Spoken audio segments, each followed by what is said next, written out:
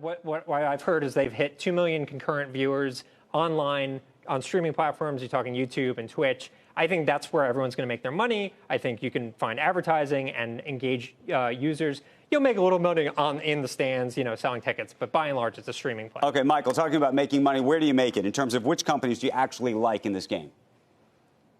Yeah, so between the three major publishers, Activision, EA, Take-Two, we prefer Activision the most, and that's primarily a result of a great pipeline as we look out to 2020. So not as much going on this year in 2019 specifically, but as you look out to 2020, they've got a new World of Warcraft expansion coming, a couple new mobile games, and obviously, as always, a new version of Call of Duty. So 2020 looks good for Activision. In the very near term, Take-Two looks good from the perspective of we've just seen a very large upsurge in Grand Theft Auto Online viewing on Twitch, which is probably a good proxy for engagement and monetization of Grand Theft Auto for Take-Two.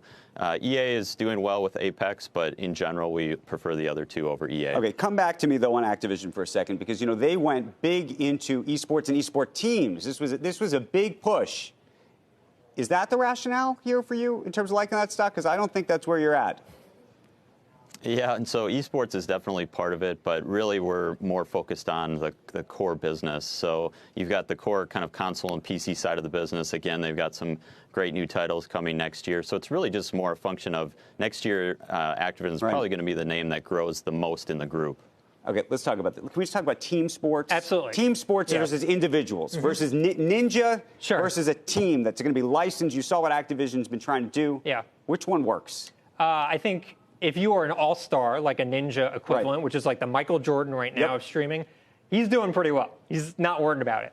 The teams, the orgs that are running these teams will make some money.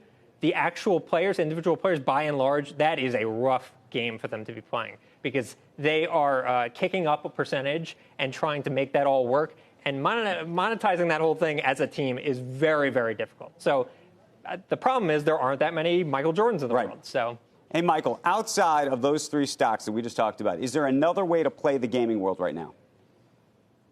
Not really. I think over time there's going to be multiple aggregators in streaming of video games, and so we're going to see Microsoft already has talked about it with xCloud. Google's talked about it with Stadia and has announced Stadia.